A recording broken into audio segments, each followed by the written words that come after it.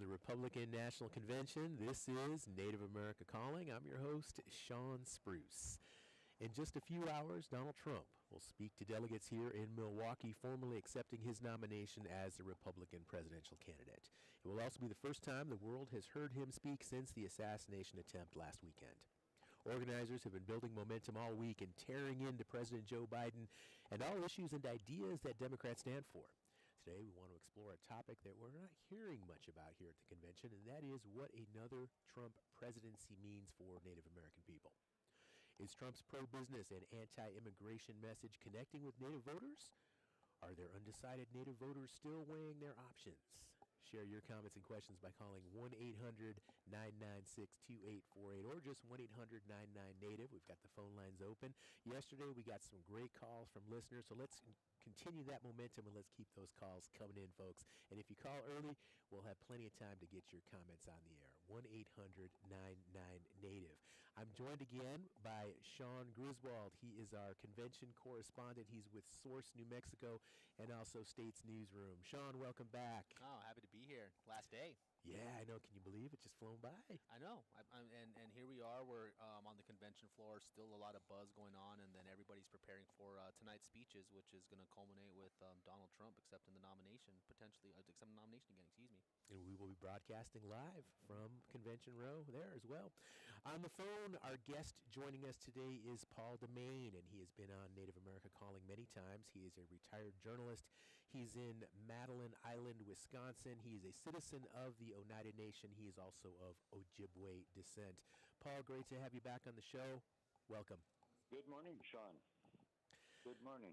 Good morning to you as well. And Shaun, before we start talking more with Paul, I just want to kind of get your feed here, get your feel on what you're seeing now at the convention. Like we said, this is the last day. Everything's going to wrap up tonight. And we had a really interesting exchange.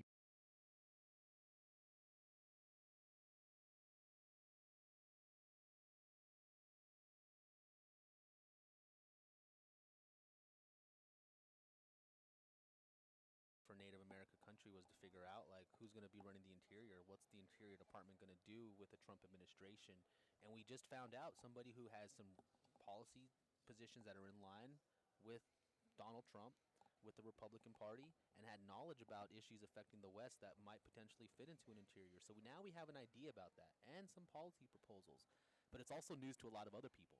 We're still very early on. First off, Donald Trump has to win to put anybody in administration. So we're still not even at that point, just at that point. But then secondly, filling the cabinet always happens a lot of times in January, once he's inaugurated. So people here who we've been asking about, it's a little bit surprising to a lot of people. Some people have this reaction that maybe there was a little bit too early to talking about that. But ultimately, we have been told, as we were going to get a little bit more comment from even some Native leaders, saying that it's ultimately going to be up to President Trump to make that choice if he does have that choice in front of him. But we pushed some news. We got people talking about an issue that Native people here care about. Well, you asked her in the event that Donald Trump wins the election in November, who would she support or who would she recommend for Secretary of the Interior? And she said, me. She offered herself as a potential nominee, and you ran with that. You asked her more questions. And is it true now she's kind of trying to, there's a little bit of spin that like she was joking or? Yeah, so her campaign did tell us that it was impromptu, that she made it as a joke, but we asked her twice. She said it again. Obviously, we're a little bit shocked, but I mean, we're not joking here. We don't have time to joke, and the fact that she had some interest and ideas on the policy positions that are currently out there for how an interior will work under a Trump administration, which, as she stated, for our listeners who didn't hear, is a complete reversal of everything Deb Haaland's interior has done. That includes reducing Bears Ears to do more drilling, which is exactly what the positions we've seen from the Republicans when it comes to land management with the Interior Department. Energy exploration is going to be key. And they want that to make that pitch to tribes, and that's also how we got into a little bit of with some of the other Republican interest in talking with tribal leaderships here. All right. Well, great reporting, Shaun. And Paul, I want to ask you, what are your thoughts? Lauren Boebert as a potential Secretary of the Interior. What does that world look like? Well, I'd like to just go or something like that and buzz it off because, I think that you're going to find some tribal people and tribal governments who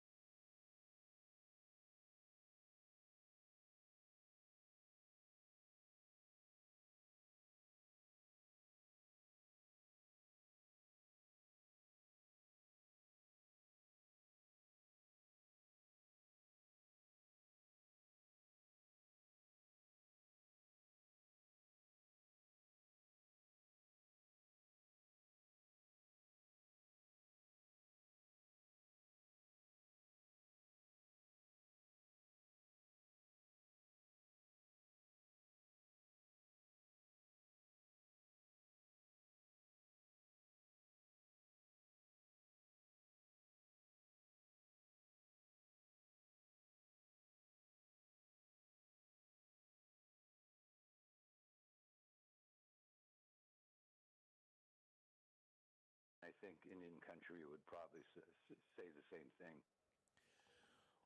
Well, Paul, the whole focus here, of course, is ultimately to culminate with the official nomination endorsement this evening of Donald Trump. And let's say come November, he wins the election and we see a second term with Donald Trump.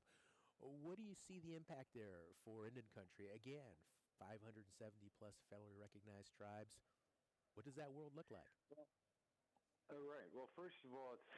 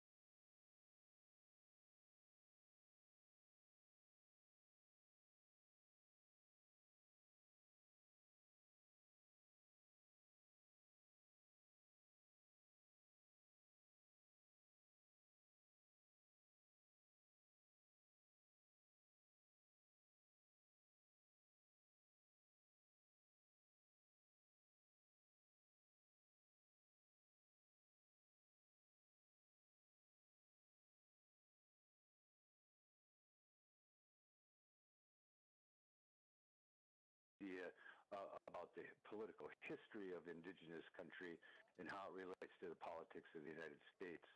So I wouldn't, first of all, say that it's if people are prepping for this, start prepping for it pretty hard for years, and a lot of lobbyists in D.C. trying to undo some of the proposals that are going to come from these individuals. Now, earlier this week, we had a couple of folks from Native News Online, and they are working on a survey. They've got over 1,000 respondents so far. They haven't released all the results publicly yet, but they do have some preliminary data, and it's showing that in their survey group, the Native American respondents are leaning more towards the Republican Party right now than the Democrat Party.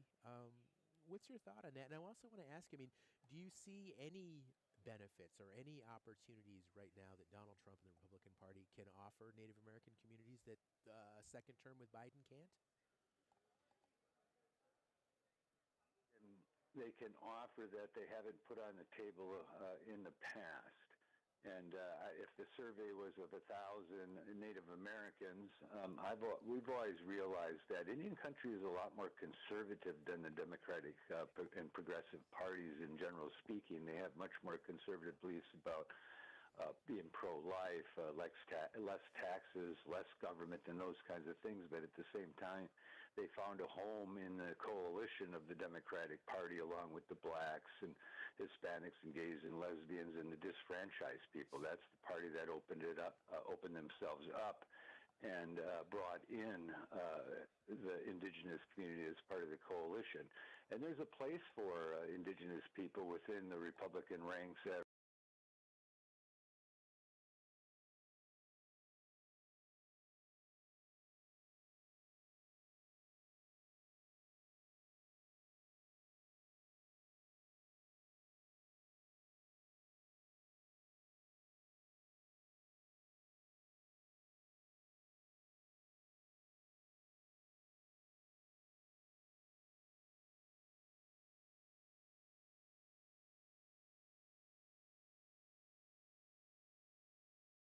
about Secretary of the Interior, but what are some other appointments and positions coming up here that are going to be impacted potentially by the election, and specifically that have an impact in Indian country that we need to be paying attention to right now?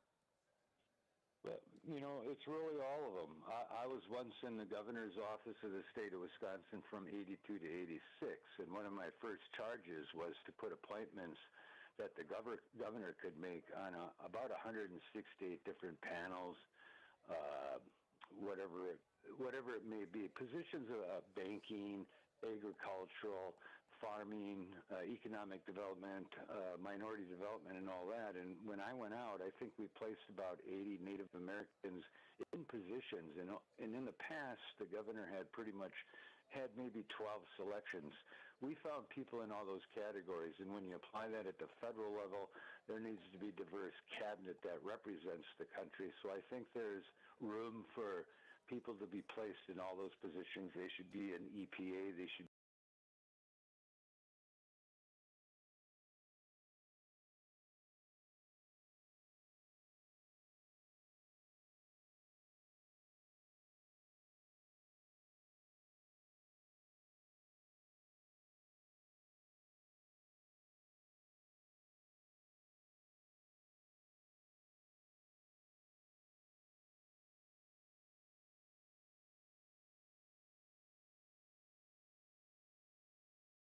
Paul, Democratic Republic. we're going to have to take a short break. We'll be right back. I thought he was going to give us a perfect stop. I thought he was just going to wrap up, and then he just went one.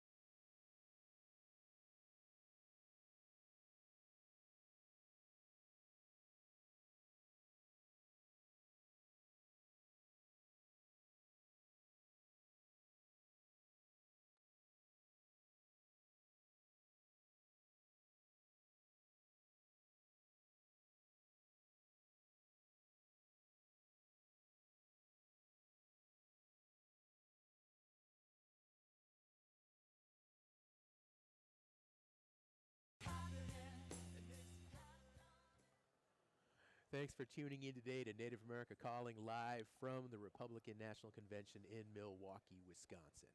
What would another term in the White House for Donald Trump mean for you and your community? That's the question we are exploring today as we get ready to hear the Republican presidential candidate speak to the nation tonight. Does Trump reflect values that benefit or inspire Native American people? Let us know by calling 1-800-996-2848. That's 1-800-996-2848. We've got Paul DeMaine on the line. I'm also joined here with Shaun Griswold. Two Shauns today. The only difference is I spell my name with a W. Shaun spells his with a U. Did you get a lot of people throughout your whole life asking you how to spell your name, bro? Since I was in kindergarten. Same here, same here. It's with a W. Is it S-E-A-N? Is it A-U-N, A-W-N? But S&S, right? The Super Sport team. Here we go. All Shawns. Well, Paul, back to you. You've got a personal connection to the city of Milwaukee. I know your mom grew up here. Tell us more. Yeah, well, I was born at St. Joseph's Hospital down there in Milwaukee, and Milwaukee had a very large population of off-reservation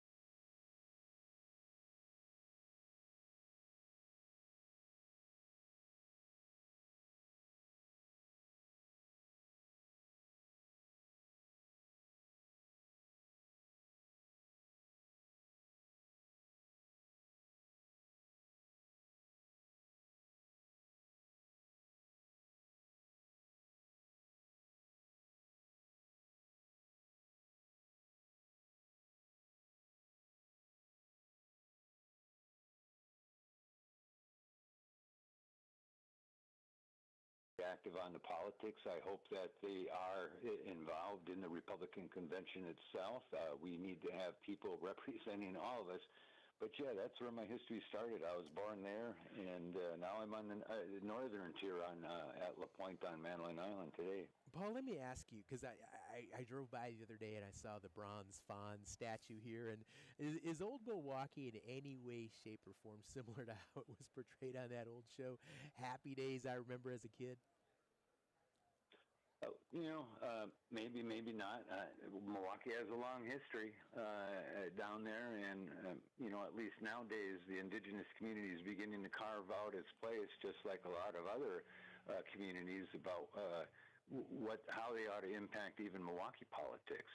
Getting involved at the local level, having committees and so forth, being part of the issues of development because they have trust land downtown, cooperating in those things. So a lot of mounds and so forth in history were in that area. So there's a lot to look at in the community down there. And in a way, I wish I could be there, even as a reporter just viewing in. I'm glad you're down there. It's a wonderful thing that you're covering right the heart of the convention.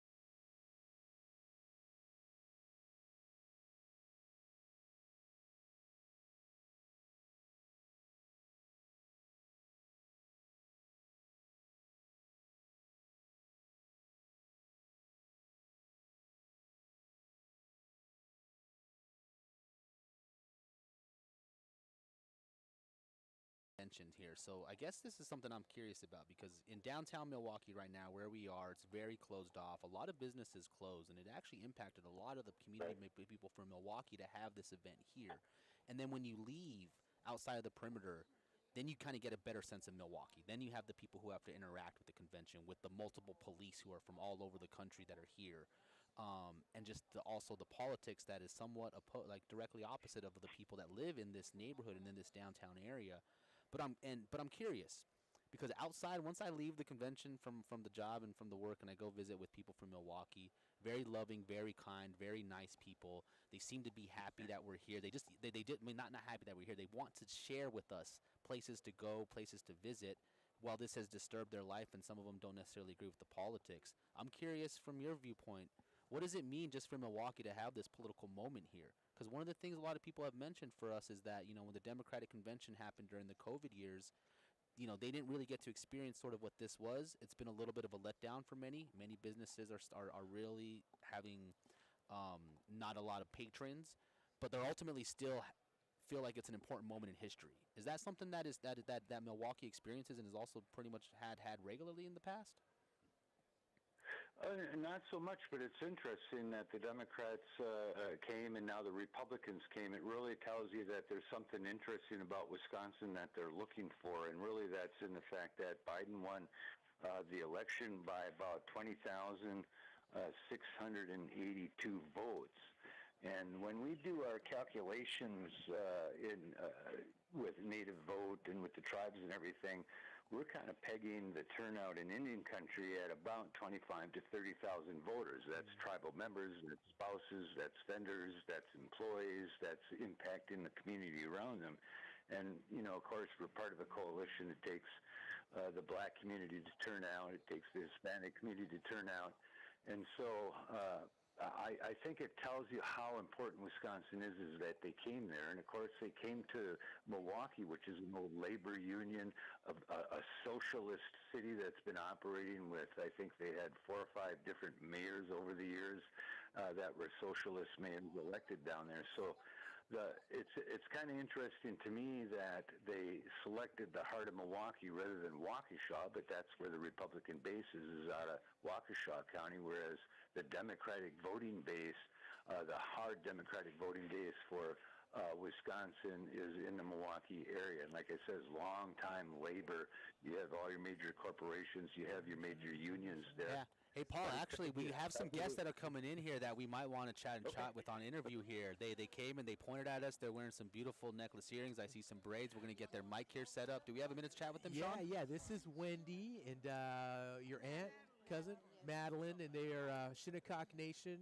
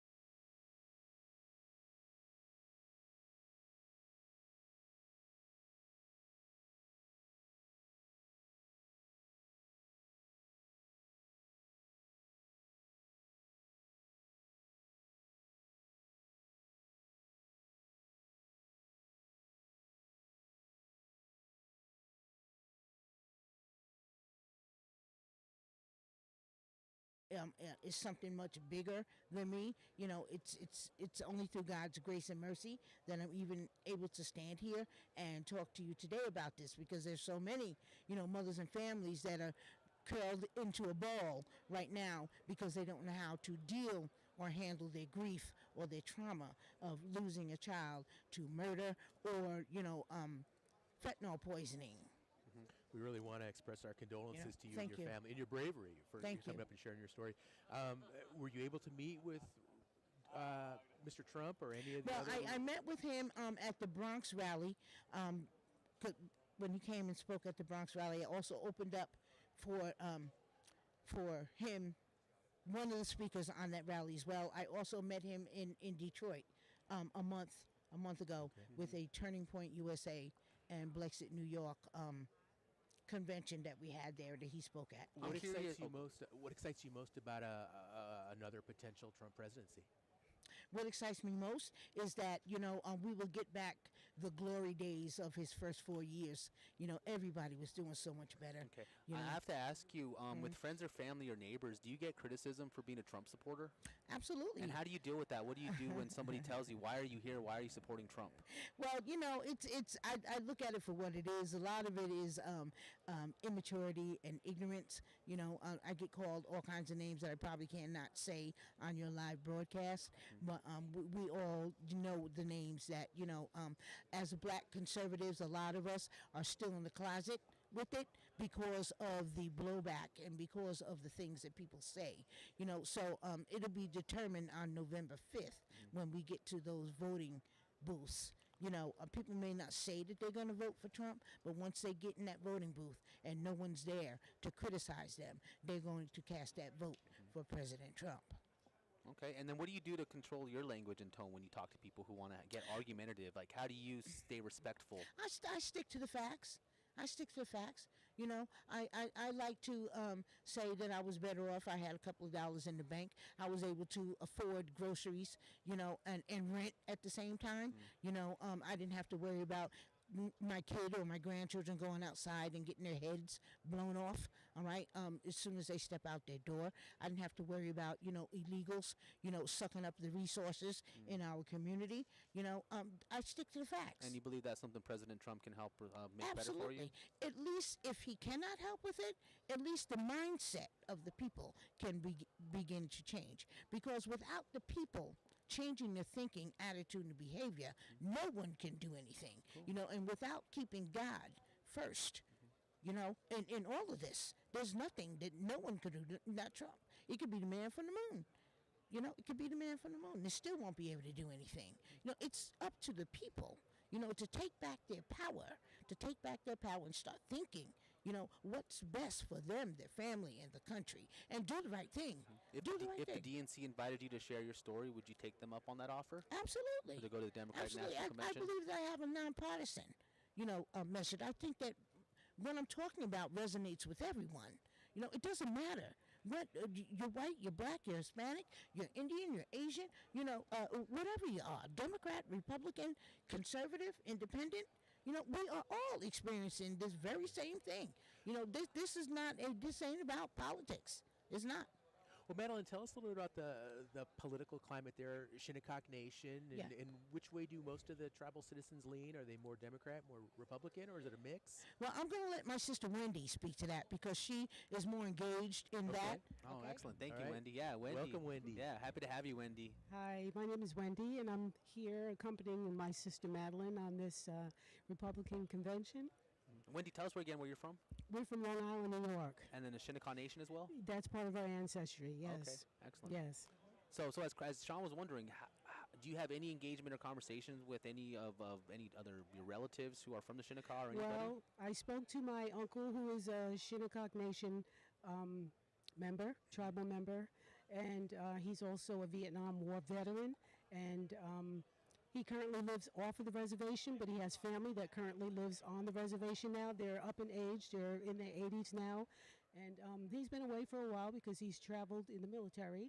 Okay. And does he know that you're here or that you were coming No, here? he Okay. has no idea, but hopefully I'll see him in September. And- We're going to all go down to Mississippi for a family reunion. And how would you pitch him on why to vote for Trump and a Republican administration? I'm not really sure where he stands politically. Okay. We really didn't have an opportunity to engage in that type of conversation so much. He's old school from the Vietnam era, and I'm not really sure where he really stands on that topic. Okay. All right. Well, Wendy and Madeline, we really appreciate you Yes. folks stopping by. It's been great meeting you, and enjoy the rest of the Thank you so convention. Thank you so Thank much. you so very much. Your earrings you are for having great. us. You're Thank so very you. helping us. Thank you. Yes, thank you so much. Take care and Take be care. safe. Be safe. Yes. All right, so we just some folks that just stopped by our booth, and we pulled them in to give a quick interview. And there's some more celebrities. There's an NBA player that was walking around a few minutes ago as well. NBA player Enos Freedom, I believe is his name now, former Milwaukee Buck. Again, I always have to remember, we're on in the main arena, not right now, but in the main arena tonight, we're on the floor for Giannis Antetokounmpo. We always have to acknowledge that for the man. That is his court. We are here as guests. But yeah, a lot of celebrities around. You turn one way or another, there's somebody from conservative media there. All righty. Well, Paul, back to you there on Madeline Island. And what's your take here with regard to some of the Trump supporters, some of the Republican Party supporters? And Shawn asked that question. How do you justify that? How do you explain to yourself or others when they confront you? And sometimes it gets hostile. Some of the discourse, it can really get aggressive. And do you see any of that where you're at, Shawn? And just talk a little bit about the community, Paul, that you represent, and where the votes going, and how do you see that community specifically voting in the upcoming election? Is the tribal community voting? Yeah.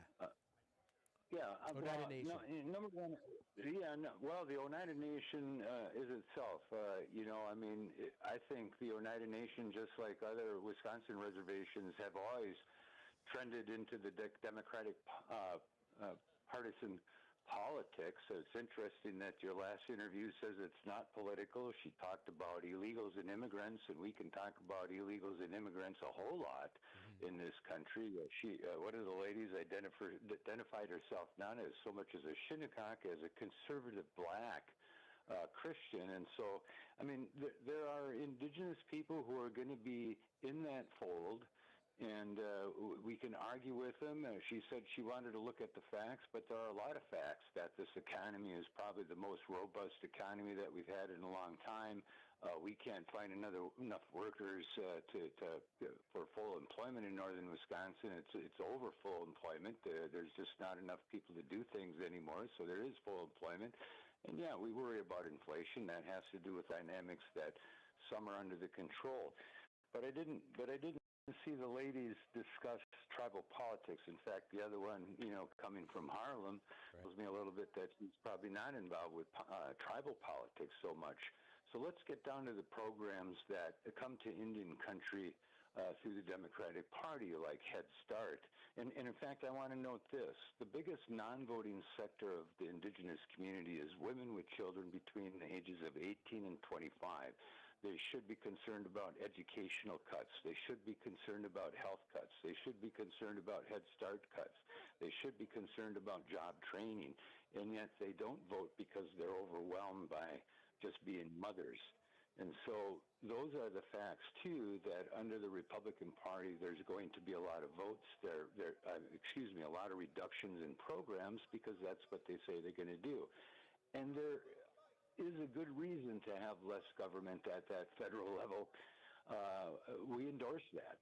And so it's a question, I think, of where the communities are going to go, not for the candidates, but for Paul, the we got to take another break, and we'll be right back. Support provided by Amerind. Amerind is 100% tribally owned and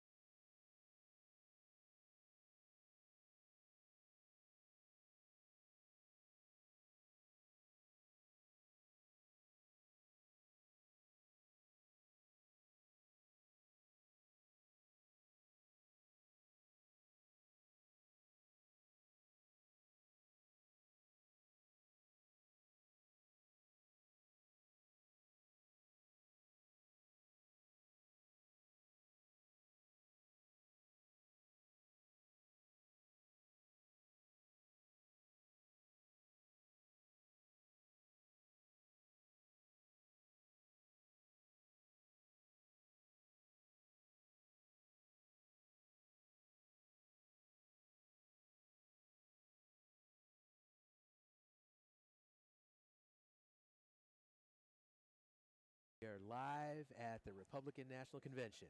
I'm Shawn Spruce, and we're looking at what the possibility of a second Trump presidential administration might mean for Native interests. And please join the conversation. Let's get some calls going here. We had some great calls yesterday. I'd like to get at least a few calls in before we have to wrap up. 1-800-99-NATIVE. Once again, 1-800-99-NATIVE. Give us a call. Get your comments on the air. We had a chance to talk with Senator Markwayne Mullin from Oklahoma here at the convention yesterday. He is Cherokee and the only Native American in the Senate. In an interview at an event he organized on Native issues, we asked him whether he thought Donald Trump should appoint more Native people to high-level positions in his cabinet, and here's what he had to say. Here's my thing about hiring just based on race. You hire the best person for the job, regardless. I mean, I've hired thousands of people, and I don't care if you're male, female, if you're brown, white, black, whatever it is. It doesn't make any difference to me. You're qualified to do the job when you're the best person for the job. And so just based on hiring you just because you're Native American or any other race, I'm not a big fan of that. And then Senator Daines held up the nomination of Dana Jackson to be a federal judge. Is there any way you can overcome that? There again, President Biden's gotten high marks for appointing nominating a lot of Native Americans to federal judgeships. Well, combined more than any president in the history of the United States. So. As you know, as senators, we have the right to put a hold on people. Senator Daines and I have not had a conversation about it, so I don't know what the reason is, but I know Senator Daines is someone that I have a tremendous amount of respect for. I can have a conversation with him and say what's the situation here, but I wasn't even aware he had a hold on it. J.D. Vance, such people picked. Yeah. Kind of in the past has slammed Indigenous Peoples Day, saying it's a sham of a holiday or something like that. How would you? I mean, you're one of the few Native congressional members. Yeah. I'm sure you have to constantly educate, your colleagues on Native issues. So how do you approach something like that? How do you educate them? I think I'd have to see what he said in the context, Sure. because I don't know where he said that. I know JD personally. I mean, I know him as a very good man, someone that's extremely intelligent. I would say that it may have been taken out of context if he did say that. So I'd have to see the remarks. But JD and I have a good word. I mean, I've talked to him. Yesterday. I've talked to him today, but I've talked to him yesterday and every day this week, really. But I'm sure you've heard other colleagues in the past, say something like, oh, yeah. Hey, listen, I've had colleagues think we still live in teepees in Oklahoma. Okay, so, I mean, I'm not kidding. 12 years ago, I had that. The member's not in office anymore. He was a very short timer. Yeah. Literally asked me if we have multiple rooms in a teepee.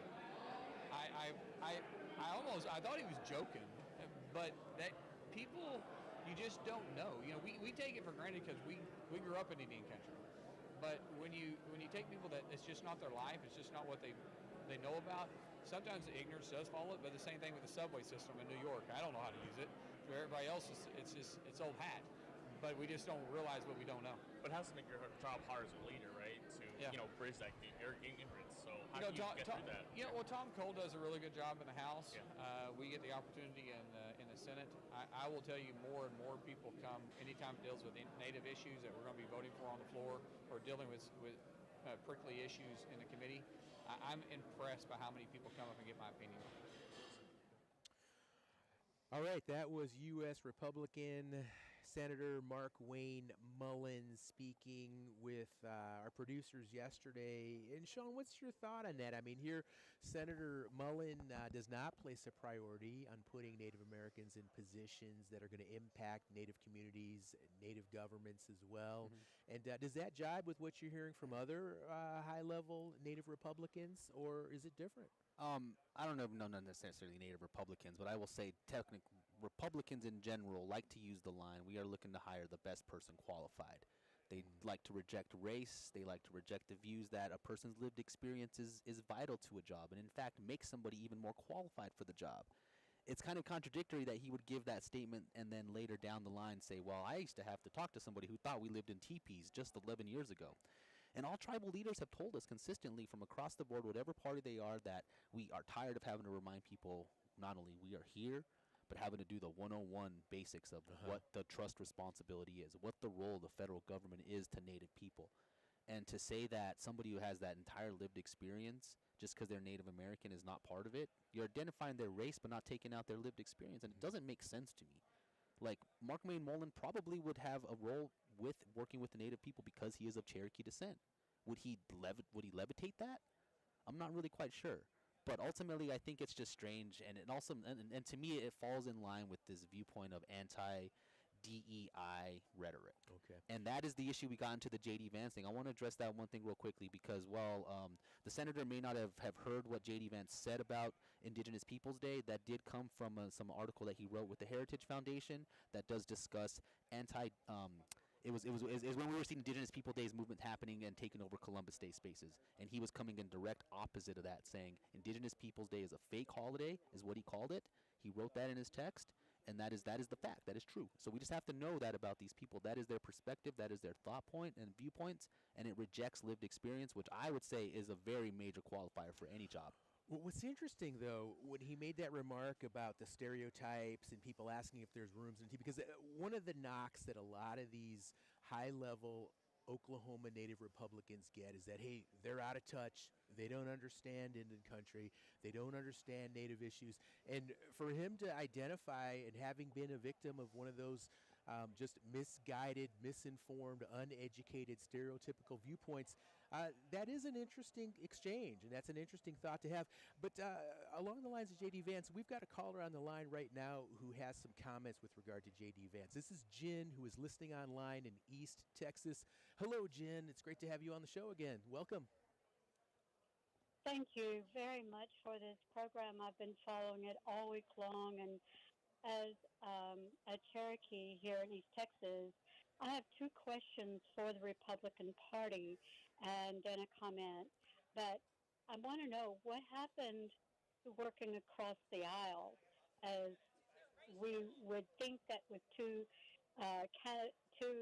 parties in our government, that would be the the real way to work things out. And then what happened to being honest and truthful? I lean toward voting for either party, whether it's Democratic or not. But and I favor Biden because I appreciate elders and the wisdom that they carry, and especially for his support for Native Americans. And I don't. And what really scares me about J.D. Vance is that he doesn't really have any knowledge of Native Americans.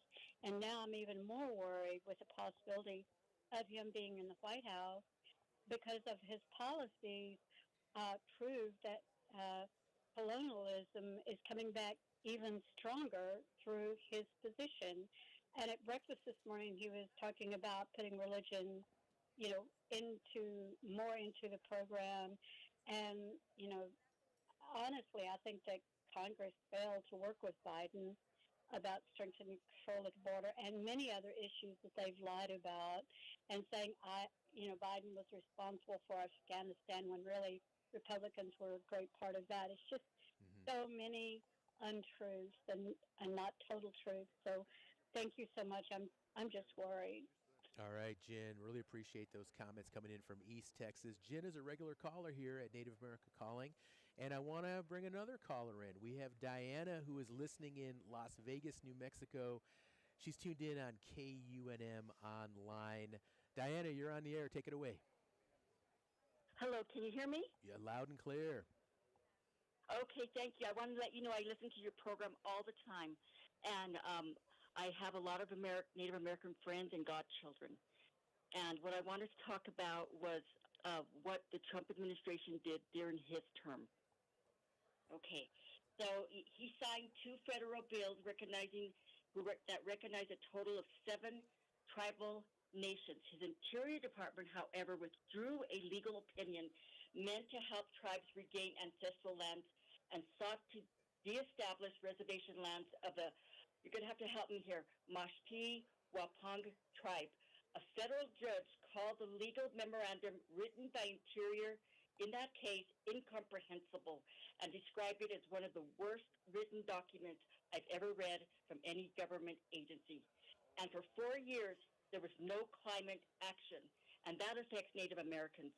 And if I recall, there were some issues with a pipeline that was affecting Native Americans. There was a lot of protests, and there was some things that happened. I just can't recall everything.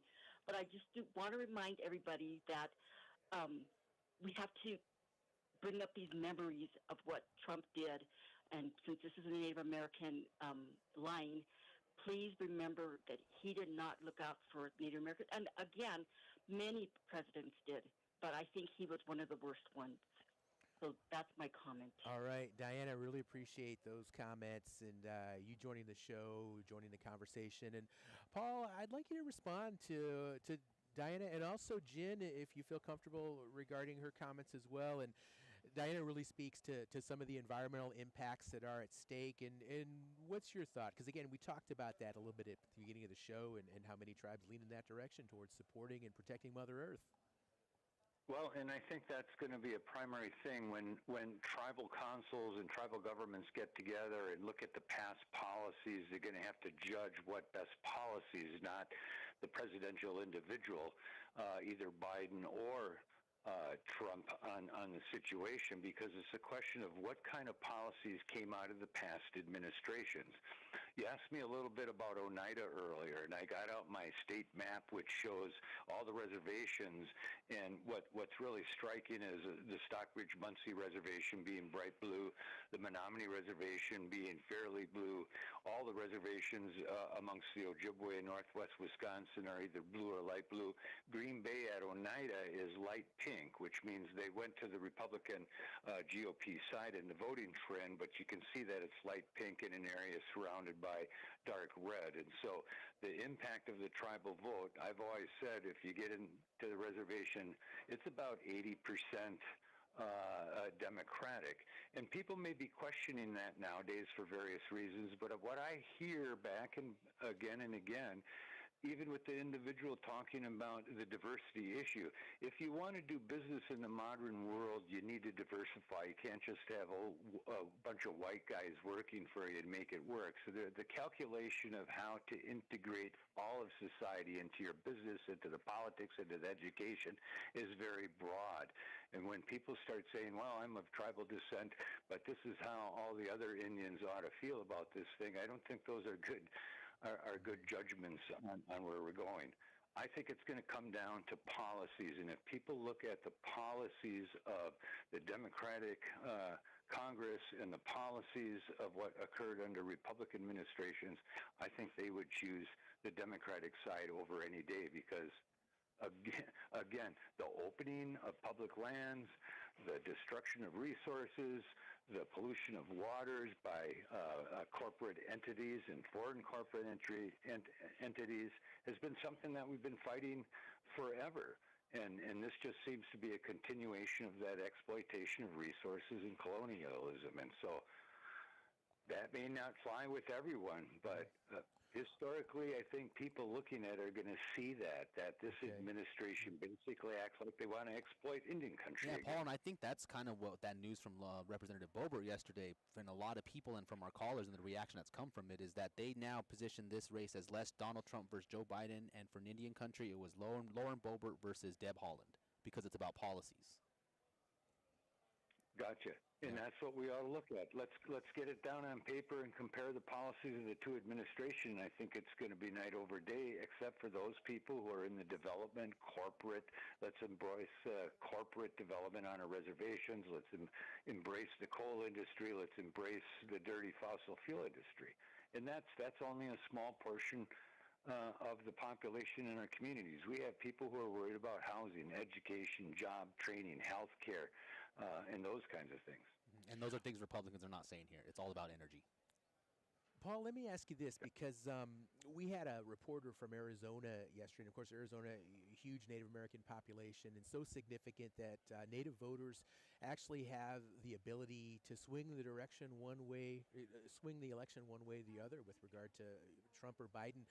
How significant is the Native vote in here in Wisconsin? I know you mentioned some numbers earlier with regard to Milwaukee, but what about the whole state? Do you feel the Native vote could sway it one way or the other for how the whole state of Wisconsin votes? Oh, absolutely. Biden won by 20,682 votes. We have a population of about 55,000. If you cut that in half for people under the age of 21, many who don't vote, you still got 26,000 votes. So you add all the employees and so forth. It is a swing vote, but it's got to be part of a coalition. Arizona can probably pump out 160,000 votes out of the population of 332,000. Similar as California, about 330,000, with voters in the 160,000 category. So there are the indigenous populations in Arizona, Wisconsin, Michigan, and Minnesota. Those tight swing states are absolutely essential.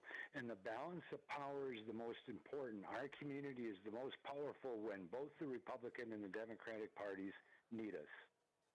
All right. Well, you heard it from Paul DeMaine. He joined our show today from Madeline Island in northern Wisconsin. Paul, thank you so much for joining us, and take care of yourself. All right. Thank you much for having me. Take care. All right. You bet. And with that, we are unfortunately going to have to wrap up the conversation, but I want to thank Shaun Griswold here, as well as our callers who joined the conversation. Wonderful discussion on Native America Calling. And please join us. We're going to be live tonight from Fiserv Arena, where Donald Trump will be speaking. Join me and Shaun Griswold and more guests at 9 o'clock Eastern Time, 8 o'clock local time, to get more Native perspectives on the Republican presidential campaign. And tomorrow, we wrap up our convention coverage. That's it. We're going to go home, and we will also talk about the cultural importance of a new white buffalo calf born in Yellowstone National Park. So don't forget to tune in. Join us. I'm your host, Shawn Spruce. Have a great rest of your day.